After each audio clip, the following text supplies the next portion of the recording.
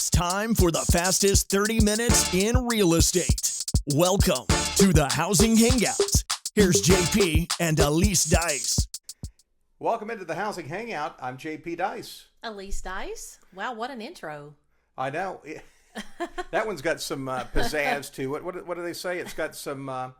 It's got some magic. It's got some bling. It does. It has some bling. First episode of the Housing Hangout. This is going to be our weekly real estate podcast that we produce right here in our little studio.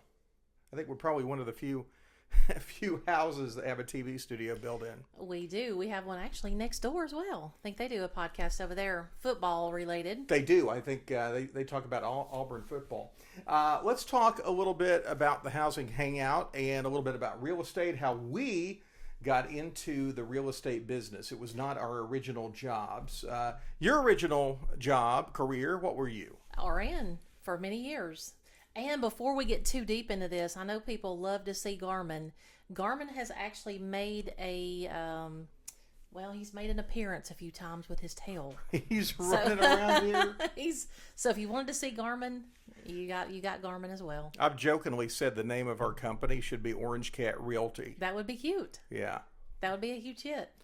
Because wherever we are, Garmin is, and that's just the way that works. So you were an RN, did that for a good number of years, but you worked a little bit in real estate many moons ago before you were ever a nurse. I did. I worked in property management early 2000s, so Okay. it's been a while. Had a really big passion for it then. Was offered the real estate course back then, and I didn't do it. I don't even know why I didn't do it, but I didn't do it. But I went back to it, and so here we are. Yeah. And not everybody knows our background, so that's why we're telling you guys our background. Your background? Long time television and weather. Did weather in Florida, up in North Alabama and Huntsville, and most recently here in Birmingham, and still keep a hand in television weather. I just don't do it full time. Corporate pilot and flight instructor. So I also do real estate. Aliece is more of the full-time arm of the real estate, and I assist whenever I can. You're the expert at all of this. You help when you're available. That's right. So Housing Hangout, we want to answer your questions, real estate questions, talk about some current topics, things like that. Current state of the market. That's been a big question a lot of people have been asking. Is the real estate market bad? Is it a bad time to sell my house? I know it's not the same market it was a couple of years ago. Correct. But I wouldn't say, at least locally, here in the state of Alabama, we are in a bad market. We're in a different market than we had a couple of years ago. And I think we're seeing that. 2 years ago, you put a sign in front of a house and it sold. No matter what the house looked like, it seemed to sell in a couple of days, sometimes a few hours. Yeah, low inventory back then. Yeah. Bear that in mind. Low Low inventory, low interest rates. Yeah. I mean, this house that we're in right now, we built a few years ago, and we're financed at 2.8%. That's unheard of. Well, I don't think I don't know, but I just don't see that coming back. Well, I was talking to somebody the other day. The first house that I built in 2000, I guess it was 2001. I think my interest rate was 7 or 8%. Wow. And then I started seeing more interest rates over the years, in the 5s and the 6s. But what we ended up with were those low interest rates that were really the result of that incredible recession that we had in '08 to kind of stimulate the economy. So I kind of knew that was going to run out at some point. And it did. Yeah. And it did. But things are still selling. We have a couple of stories where we had some recent listings, and they had contracts on them quickly. They did, or they do actually now. I think the price point is a big thing. There's certain price points that people are looking for at the moment. Yeah.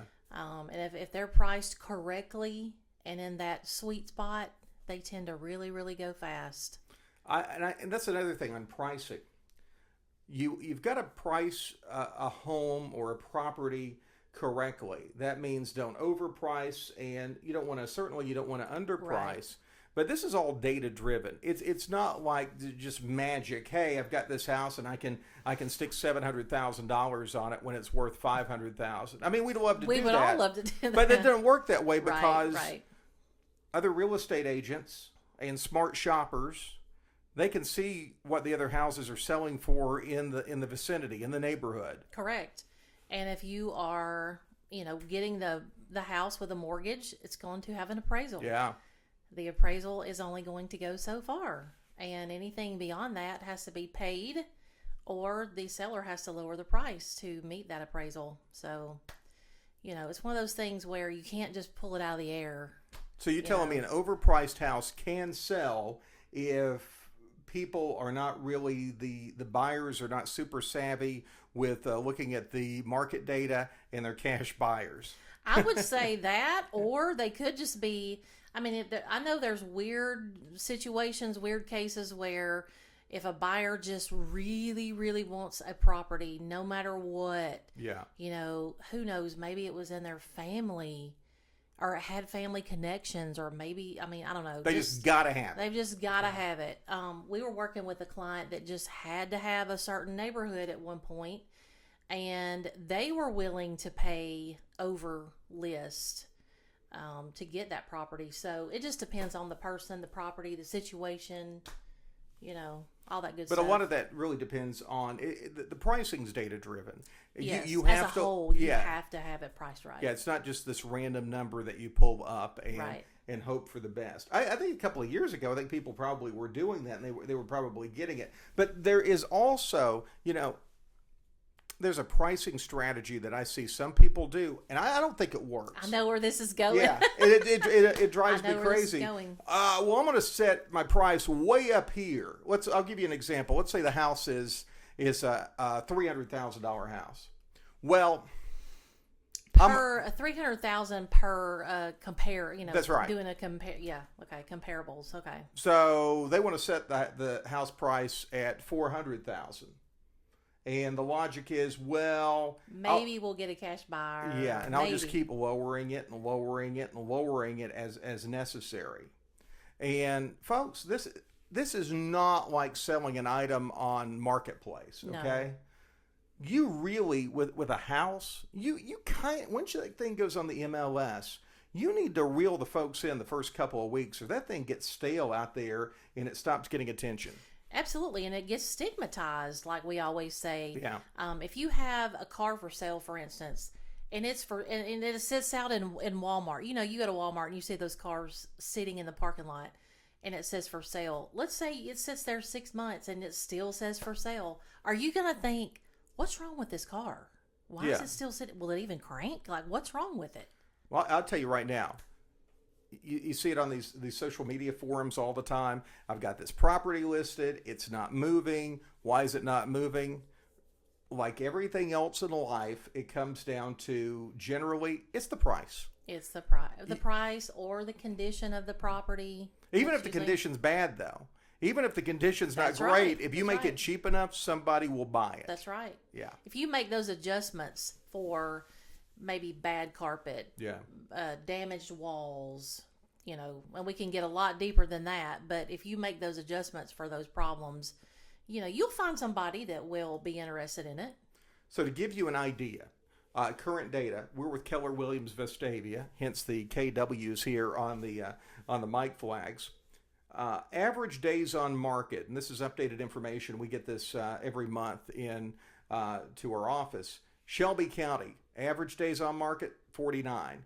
Jefferson, 79 days. And St. Clair, 52 days. A lot different than a couple of years ago. Yeah, so I would say if you're selling a house, don't expect it to go in a couple of weeks unless it is just pristine and it is priced maybe a little bit lower than some of the comps in the area. Mm-hmm. It's going to sell, but it's going to take a little bit longer. So you need to have a little bit of patience here because it could be a couple of months. It could, and it could be one of those situations where the location is not that desirable. Maybe it's a really long way from the interstate, or it's way out in the country and things like that. I saw somebody that had, actually within our company, that had a property listed, beautiful property. Yeah. It was just, perfect. Like, I look through the pictures and I'm trying my best to say, why is this property not moving? What's up with it? And it just so happens that it was a long way away from. It's like north of Birmingham, but it's way up there. So that's a location issue. Even though I thought it was priced perfect. Makes me think of that story that we had. We had a house for sale that we had listed here in Chelsea, and the house is clearly it's in Chelsea, and we get the agent feedback. And the way this works, if you're not familiar, when a house is shown, there's the opportunity for the agent to give feedback on how the showing went, what the folks thought of the property. And it can be very good. But this one was just bizarre. Very good. Yeah, it's usually helpful. Yeah. They didn't like the house because it was in Chelsea. And what got me is the house had a Chelsea address. It was listed as Chelsea. And I'm just thinking, I'm not following your logic. The strange things we see. Yeah. Anybody working in real estate, I'm sure, could write a book. Yeah. There are stories. Yeah. So some of those stories. We also, some of the things, you can have a perfectly nice house and a lot of things really nice with the house. We had a listing at one point that set on the market longer than what you would have expected, and it was because it really didn't have a usable backyard. Like a lot of houses around here, they're built on cliffs or the kind of rolling lots, and they have a basement, but the backyard's kind of slanted down. Our house here, perfect example. Yeah. Great view in the back, but it's not going to be a wonderful backyard if you got kids and they want to play football in the backyard or something. If you had animals, it would give a dog a workout. Yeah, going up and down the hill. A cat would love it, Absolutely. something to climb. Yeah. So you have things like that also come into play. What do you think about a price range? There's got to be, if you get a listing, what is a price range on a nice property? Let's say it's a pretty decent looking house. Yeah. If it hits this price range, what's a price range that you say this thing's going to be gone? Well, I definitely know that the $200,000 to $300,000 is a very popular price range. Yeah. Anything under 200, as long as it's not in terrible condition because it's really old. Yeah. I think that's a good one too, because that appeals to first-time home buyers. They can get in it fairly easily. Even investors can gobble it up. But I do think that $200,000 to $300,000 price range is good. Also, because of the interest rates, was talking to an agent this morning that works for a local builder, and she said because of their their interest rates that they have with their preferred lender, that people who are looking for houses at a certain price point, let's say they're looking at a $300,000 house. Well, if you take into consideration the interest rates that are being given by the preferred lender, because it's a new home build, you could actually go up to about $359 and have the exact same payment. So I just wanted to throw that out there because that really is never really talked about a whole lot. Is that new construction and that interest rate that you get with it. They have some programs. They do. That I think right now it's 4.99 or even 5.99. So, that'll make a difference in your payment versus almost 8. Here's a question for you. A lot of people don't realize this. You are going out and you're going to have a builder, a new construction with one of the home builders in the area. And I did this a long time ago. You go to the houses and you see the model house, and they have an agent in there, and you talk to them, and before you know it, you're signing papers and you're buying a house. But you are allowed to have your own real estate agent to represent you. You are. Because and this is just the way this works. There's nothing against real estate agents that work for home builders and that sort of thing, but they work for the home builder. Yeah, don't forget. Yeah, let's emphasize what you just said. Yeah. They are looking out for their builder. That's who they work for. That's what they're programmed to do. So I'm not saying that they're out to get you. I'm just saying you have a right to be represented in the transaction, just like they represent their builder. And I think some people are unclear with that, but that is something. If you've got your favorite real estate agent that you've bought 2 or 3 houses from, call them up and say, hey, I'm interested in this new construction. Will you go with me on that visit to see the agent at that neighborhood? Right. And the big elephant in the room at this point is, well, I don't have the money to pay for an agent if I go out and buy a house from a builder. Like, they have this preconceived notion that there's no fees involved because I'm using the agent that's at the model home and showing me everything. They're not going to charge me anything. They said they wouldn't. Yeah. Well, the news flash is that also applies to the agent that's showing you the house. There's also no fee involved if you show and represent the buyer's agent. Mm-hmm. So that's always something to consider too. Yeah. So just FYI, you can be represented on one of those type transactions. That is correct. And it's nice. There's some new construction happening right now because home inventories have been very low, and that's one of the things that was driving the prices really way high. And at some point, we're going to have some lenders and talk to them and have some specific questions. But a lot of this, it's one of those things. If you see the interest rates go markedly down, the prices shoot back up. Exactly. Prices of the homes come back down when the interest rates go up. So it's the whole supply and demand teeter-totter. A lot of supply and demand, and also just how the interest rates work with the pricing of the homes. And all the people that could afford $600,000 homes a couple of years ago are now $400,000 customers. And let me throw this in just to clarify about the buyer's agent. So if you want to be represented in a new home sale, the absolute best way to get the most accurate information, call your agent that you want representing you and let them explain the process to you. Absolutely. That's always best. Just say, call them, let's say you bought a house 5 years ago and this person is still doing real estate. By all means, contact them, call them up. Hey, we're looking at buying a new construction. Tell me how this works. Yeah. That's best. Yep. And when you have mortgage questions, yes. Find yourself a good mortgage broker, pick up the phone and talk to them. And it's always a good idea. There's kind of steps in the whole home buying process. Get your financial part figured out first. Right. Do you have the funds? How are you going to finance this? Are you approved for what amount before you start looking at houses? You can look at houses all day long, and if you don't have the money to buy it, you're just kind of wasting your time, wasting the person who's selling the house's time. So have that figured out. Maybe you have a house that you need to list yourself. So there's steps along the way. Get your financial setup or your home sale in process, and then start looking around at what you want. And preferably a local lender. That would be great. A local lender that you can actually go to their office and sit down with them if you needed to. And that's great. Local is good because what you can do, you have that personal touch. Right. It's somebody there's a face with a name. It's not just somebody in a call center somewhere. Exactly. And there's so many new products on the market as far as lending and things like that. It's best to just most people think that.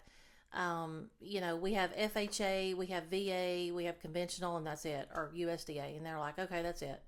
Well, it's way more complex than that.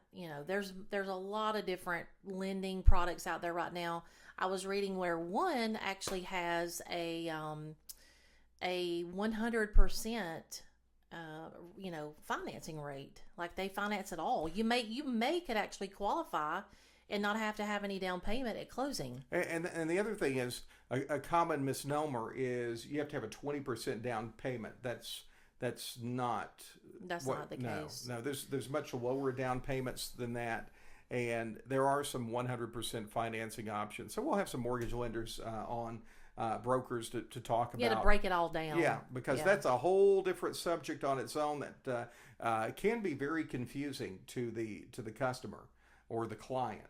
So that's something that you need to start looking at and get that part. If you're buying a house, get it rolling along. Question that somebody asked. I was going to say, didn't we get some questions? We did.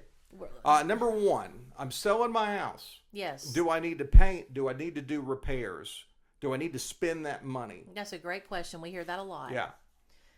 Would you like for me to answer that? Answer that question. In my opinion, I would have to just say it all depends, okay? If you are wanting a high price for it, full price for it, maybe you do need to do these repairs ahead of the home inspection, ahead of the appraisal, ahead of all this stuff. Oh, you say it's kind of like if I was selling my car and my car had dings in the bumper and scratches in the paint and the interior was a mess. Full of mud. Yeah, I would probably get a better price out of it if I fixed those things and cleaned it up. Absolutely. Or if you don't want to do those things, don't have the money to do it, don't have the time to do it, then you have to make adjustments for And you're talking somebody about else price. to do it. Correct. You're going to have to come down. You're going to have to make Right. it cheap enough where it's got some problems, but I can fix it. Correct. And also, bear this in mind. Mm-hmm. A lot of people like to paint and do their carpet themselves. They may hate your paint colors. Yes. They really, they like to, not in all cases, but a lot of people, especially if you get a house that maybe you were in love with the paint colors and other people walk in, they're like, I don't really want a red wall or whatever. Exactly. Or an accent wall. Yeah, I bought a house. The house that I lived in before this one that we were in. Yeah. That we had, every bedroom upstairs was a different color. Yeah, I've seen that. Yep. Now, I'm going to tell you this. We've had people that go, if you're going to look at a house and you go in there and every bedroom's a weird color or something that you don't like, don't let that stop you. As I always say, if it can be fixed with a trip to Home Depot or the paint store or whatever and everything else is okay. It's not a big deal. Yeah. Don't let that discourage you. Don't get married to the paint color because that It could be a fixed. negotiation point. Yeah, you might could say, hey, can I have a little paint allowance? I don't really, I want a different color. But you know what's so crazy? I went into a house not too long ago with somebody, and we were looking, and the paint color was a very neutral. I'll just say it this way. It's one of Sherwin-Williams' most popular neutral colors that they have. Okay. And this person did not like it. And I'm like, that is weird. Like, how can you not like a color so neutral? It was almost white. That's like, I don't like vanilla ice cream. Is it kind of that thing? Who doesn't like vanilla ice cream? It was. But this person said, I know that sounds crazy, and it probably is, but I just like a little bit more warmth to the room. It just, to them, it said it felt like a hospital. It was kind of sterile, or, clinical. Yeah, or a doctor's office. Yeah. So, just know that people like their own paint colors. They like their own thing, so... Mm-hmm. Like a you might want to, if you're selling your house, it might be a point of negotiation where you give like a decoration allowance. Correct. Which is carpet or, paint color, something like that. Another question we had, and I kind of thought a lot of people know this, but really a lot of people don't. There's a lot of things about real estate that people think they know, but they really don't know. Who pays closing? Okay. See, I don't even really know what these questions were. I know you had several, but I know which ones you were going to pick. The next one's a math question. You're going to have to do a calculation. I did several of those the other day. So closing. Yeah. A couple of years ago, the buyer paid for it all. A couple of years ago, the buyers were buying houses sight unseen, no inspection. Exactly, and we never recommend that. No matter what the market, get the inspection. Like our buyer for two inspections. Our last house, they didn't want an inspection, but I'm not selling somebody a house without an inspection. No, we went ahead and did it, and it revealed a couple of things. We were like, hey, we'll take care of it because if we lived here, we would still take care of it. My thing is, I don't want to sell anybody any junk or sell anybody my problems. So I think we had an attic fan or something that was out. So we're going to fix that. We're not going to sell that to you. But back to who pays the closing. That is strictly dependent upon the negotiations of the contract. But in this market, it is typically split both ways. Seller pays their part, buyer pays their part. But in certain circumstances, it could be the seller paying it all. If you've got a house that's been sitting on the market for 6 months and you finally get a great offer, but the buyer just can't come up with those funds, they may ask, hey, is there any way you can help me with closing? Can you pay my closing costs? The thing we are seeing a lot now are sellers offering money at closing. They're offering concessions $5,000 toward closing and then $1,000 prepaids or something like that. And I think you have to get creative. I think that helps because a lot of people buying homes right now are tapped out on the cash. So any kind of incentive that maybe could even use to buy down an interest rate, pay for a move, pay for some appliances, whatever. That is a big deal. I think, to me, the sellers have to have some level of flexibility to get their house sold. They do. You can't just draw a line in the sand. You could give me this, or I'm not talking to anybody. A lot of times, in this market, you have to get creative, flexible and creative, both. With the flexibility by saying, okay, well, if you don't like the paint, I'll help you with the paint. I'll give an allowance, and I'll also help you with closing. Anything you can do. So tell me this: you get the phone rings. Somebody gives you they're calling you about listing their home, and they need it sold as quickly as possible. Okay. Maybe they're moving. Maybe they're taking a new job somewhere. What would you tell them? What do they need to do to make that house move in this current market?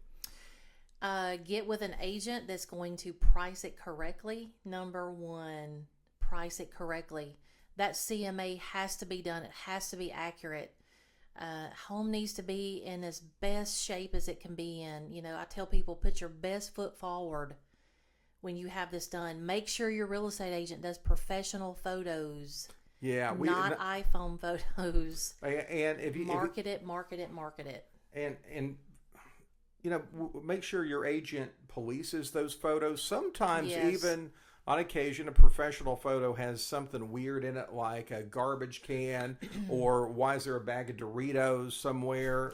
Or a toilet seat left up. Yeah. So the company that we use, they will automatically upload their photos to MLS, and that's what you're kind of alluding to. We have to go in there behind them and say, let's click through and do a little analysis, make sure all these pictures look okay. That falls on us. Yeah. We're out here to market your home. We're quality control. Absolutely. And we, if you forgot and left a towel on the shower rack or the shower bar or whatever it's called, the shower curtain rod. Yeah. If you left it there and it's not looking that great, then, we got your back. We're going to take that picture out.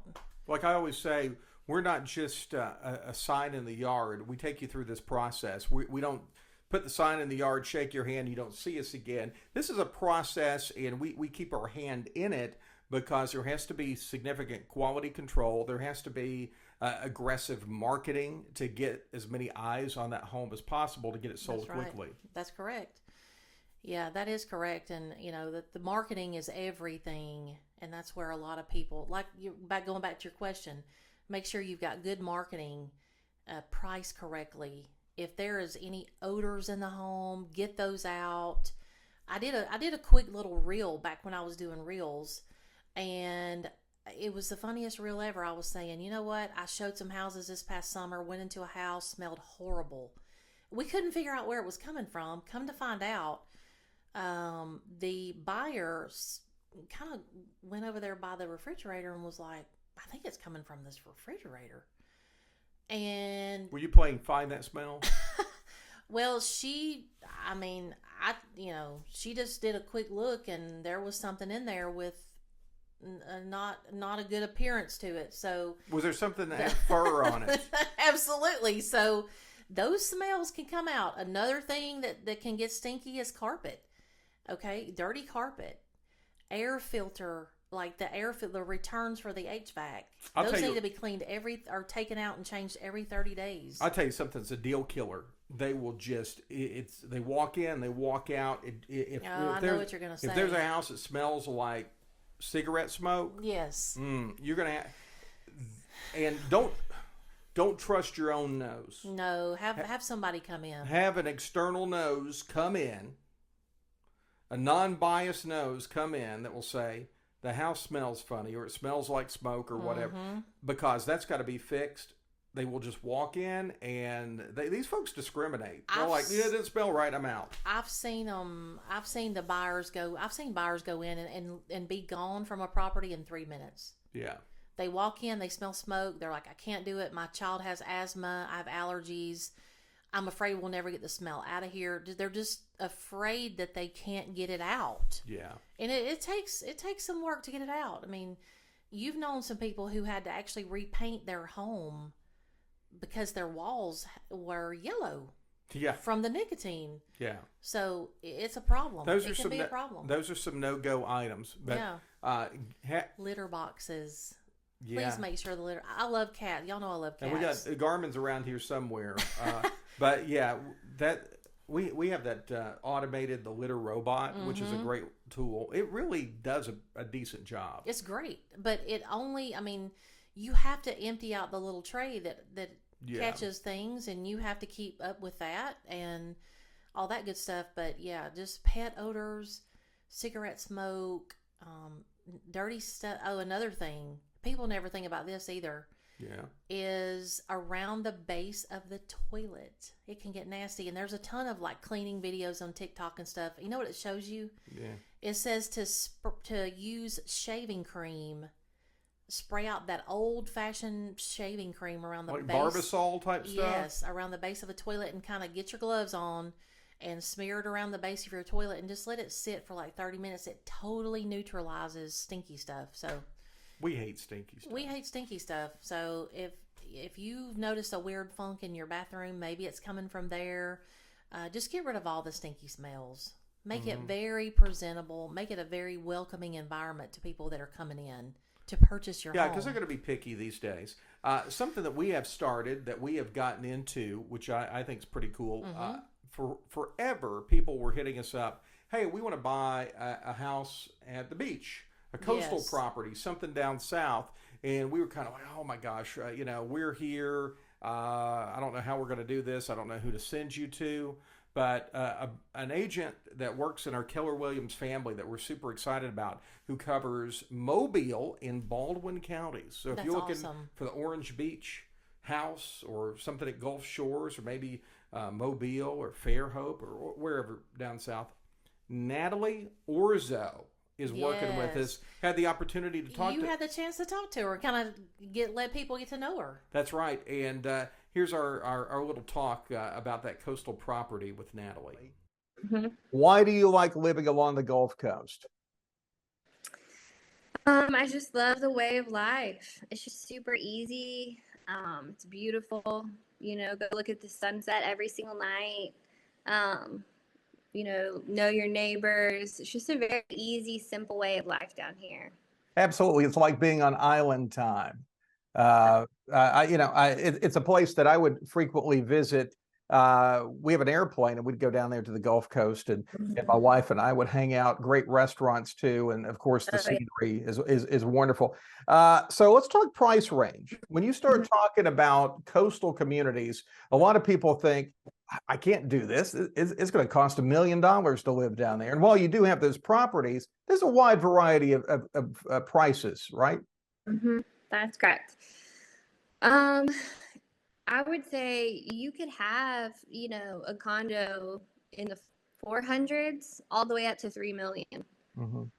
There's a place for everybody down here. There really is. Now, if somebody's interested in heading down to the Gulf Coast, let's talk, briefly a little bit about how are you going to show them the property? They're here, you're there. They don't necessarily have to be going back and forth. With technology, you can do a few things to kind of help them out, at least to narrow down those properties. Yeah, absolutely. So technology, that is the answer. What we do is we have a conversation with someone and kind of nail down, where they want to be, how much they want to spend, what their expectations are. And then put them on a property search, and then go from there. And I will go walk through the properties, look at the amenities, and just make a video for them, and then send them a YouTube link so they can, watch it a couple times, show it to their spouse, their kids, or whatever. And then eventually they'll usually plan like a weekend to come down, and then we'll go look at it in person and kind of nail it down. And then I will say, with days on market being a little bit longer, that works out so much better for people who are coming in from out of town. It was really hard whenever, it was multiple offers. You couldn't get down here and see it. So now it's actually perfect because you have a couple days to think about something or to schedule a showing or to fly in town or drive in. And so yeah, so usually people just kind of narrow it down through a video, and then we'll, plan a weekend for them to come and look. All right, Natalie Orzo with Keller Williams serving Baldwin and Mobile counties. Great to have you on the program. Thank you so much. I really appreciate it. That's super cool. I love a coastal residence. Yes. And in fact, I wouldn't mind having a coastal resident. We got the next best thing though. We did. And we'll have to, next time we get together, we'll have to show some pictures of this little tiny house. Literally, it's a tiny house. Yep. That, I'm at work one day and Aliece goes and she's like, I bought this tiny house on Logan Martin. It's cool though. It's very cool. It's very, very, and it is right there on the water. Mm-hmm. So it's not like you have to get on a golf cart and go toward the water. No, it's right there. And what I said as soon as she did that, I said, well, we're on a lake. What do we need? A boat. So we found a boat. The boat, yep. You haven't even seen the boat. I haven't seen the boat yet. No, I've been a little too busy to see the boat. Well, what happened, buying the boat during the off season, when people are not boating as much, get a little better deal, right? So we bought the boat and then immediately went into dry storage. So it's all wrapped up and everything over there at the marina. Oh, yeah. It's fun, though. We'll have to show some pictures or... We'll have to do the podcast from the live from the boat. We'll do it from the boat, the tiny house. We'll do it from the airplane. Yeah. We're on the air, land, and sea. By the way, you sell lake properties. You sold a wonderful house on Logan Martin last year. Absolutely. Absolutely. If anybody's interested in any lake property, hit me up. We'll go look. And it's Keller Williams Vestavia, but that doesn't mean we just do Vestavia. We cover the area, so we're excited about hearing from you. If you don't have an agent that you're working with, or you're new to real estate and want to talk to us about purchasing a house or maybe selling your house, hey, we answer the phone. We're all about customer service. I cannot stand when people don't answer the phone. So we are, I go off. I'm like, I can't believe it. If these people would just answer the phone. Nobody answers the phone. And if I don't answer the phone, it's usually because I am on the phone. No, it's not. That's not true. If she doesn't answer the phone, it's because she's in the shower. And I can nail it every single time. You do. You did it the other day. Every time I call, I can call at random times. Shower. Yeah, it doesn't matter. I don't know. What is that? I don't know. It is some kind of an external cosmic forces. There needs to be a study done on that. It's so weird. Yeah, so reach out and talk to us. That's good, though. If you need the phone to ring, get in the shower. That's what I do. That's a tip. Just get in the shower and stand there and wait on the phone. Just wait, and it will happen. Yeah. I mean, people that never even call me. I get in the shower, phone rings. I hadn't heard from them in 5 years, and it's like I get in the shower and the phone rings. Well, this first episode here of Housing Hangout, we could talk to you all night long, and we're going to save this for more of our discussions for next episode. It's been a ton of fun. Yeah, of the Housing Hangout. Number on the screen, 205-873-9882. You going to answer that? I'm going to. If I'm not in the shower, I answered it the other day in the shower. Now, that's customer service right there. I actually did. I looked at it and I said, I've been waiting on this call for a while. This is critical. Yeah, I told them, I'm like, hey, that's not static. That's actually my shower. They're like, oh, gosh, okay, well, let's hurry. The iPhone is waterproof to a certain degree. So I don't trust that. You don't trust it? I don't trust it. I need my phone too much. We'll see you next week right here on the Housing Hangout. You have yourself a good one.